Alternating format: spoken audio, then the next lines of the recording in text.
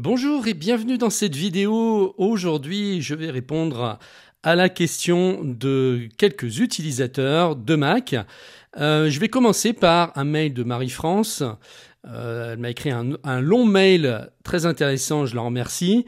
Je ne vais pas le lire en entier, mais simplement la partie qui risque d'intéresser pas mal de monde.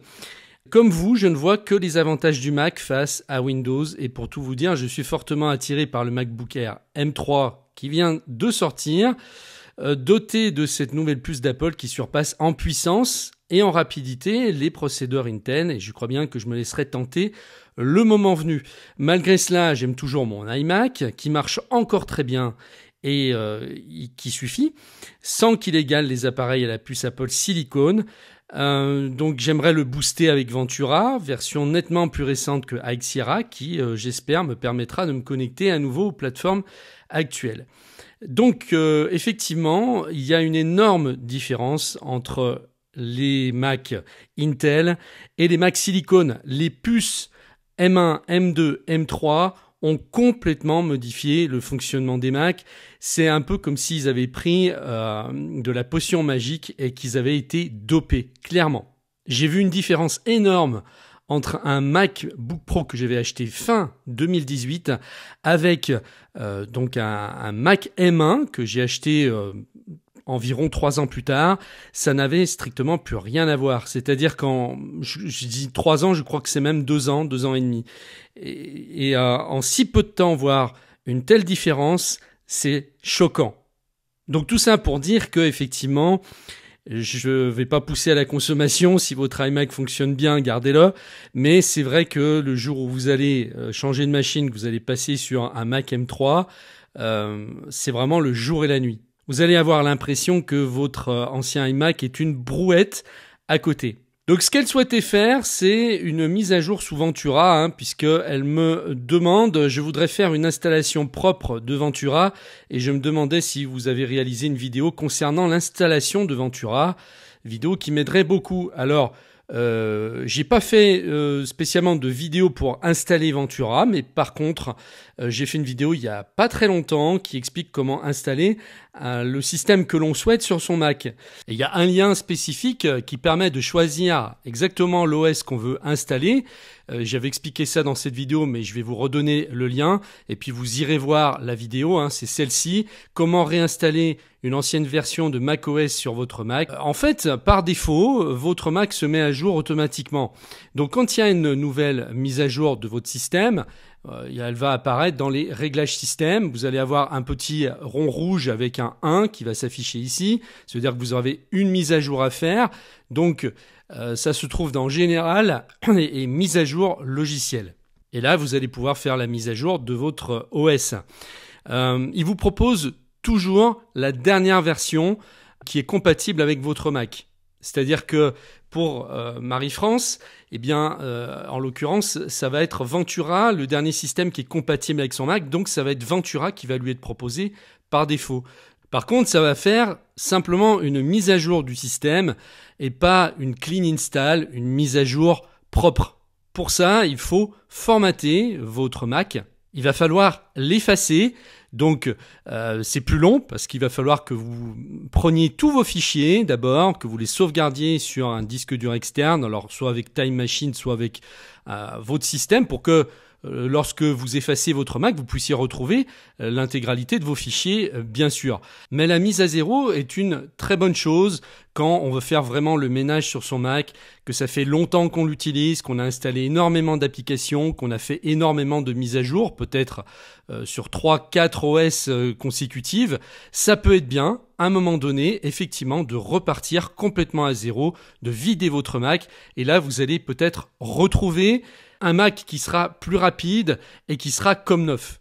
Donc si vous allez voir cette vidéo, je vous explique complètement comment installer à partir de zéro n'importe quel ancien système que vous pouvez récupérer sur cette page. Donc le lien est en dessous de cette vidéo, vous irez voir. On arrive sur cette page qui vous permet de télécharger la version qu'on souhaite de l'OS. Et on peut remonter effectivement jusqu'à High Sierra. Donc il suffit de cliquer dessus, par exemple je vais cliquer sur Catalina et automatiquement ça m'ouvre la possibilité de le télécharger dans l'App Store. Et c'est vrai que de High Sierra jusqu'à Ventura, on a 1, 2, 3, 4, 5 OS, sachant qu'il y a un énorme changement à partir de Big Sur, puisque on passe vraiment au niveau supérieur, le système n'est plus géré de la même façon, et il y a vraiment une disruption entre Catalina et Big Sur. Donc bien sûr, moi je vous incite fortement à passer sous Ventura. Ensuite, j'avais une deuxième question d'un autre utilisateur. Donc voici son message. J'ai connecté à mon MacBook Pro un disque dur Samsung T5 de 250 Go qui, via Time Machine, effectue ma sauvegarde. Donc ça, c'est très bien, hein, puisque vous avez compris que c'est très important de faire des sauvegardes. Je l'ai répété assez souvent sur la chaîne. Time Machine est vraiment parfait pour ça, parce que vous avez juste à brancher un disque dur externe et la sauvegarde va démarrer automatiquement.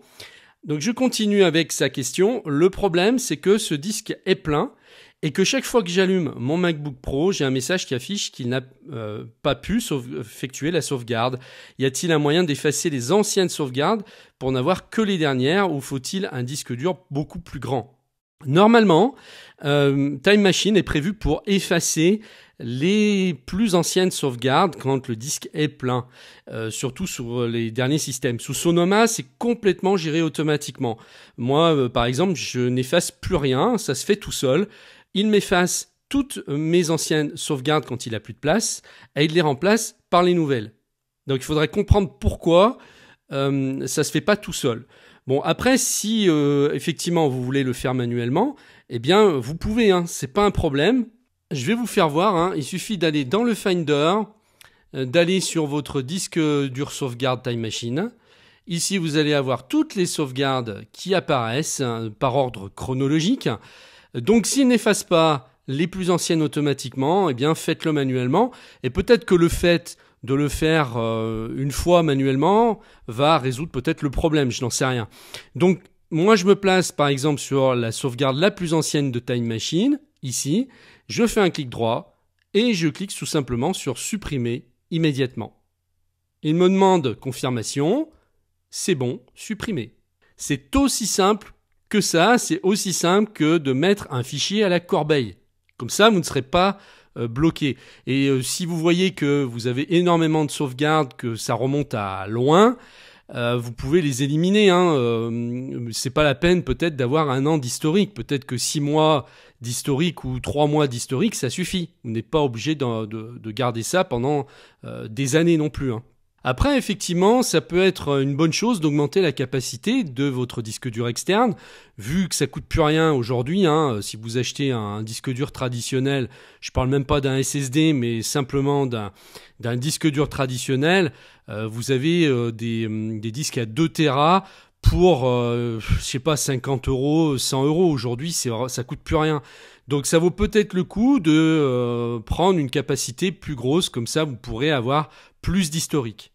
Je vous mettrai un lien en dessous de la vidéo pour vous faire une proposition d'une sélection de disques durs sur Amazon.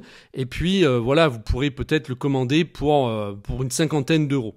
Voilà, donc j'espère avoir répondu à vos interrogations. N'hésitez pas à me poster des commentaires si vous avez des questions, des retours d'expérience à faire.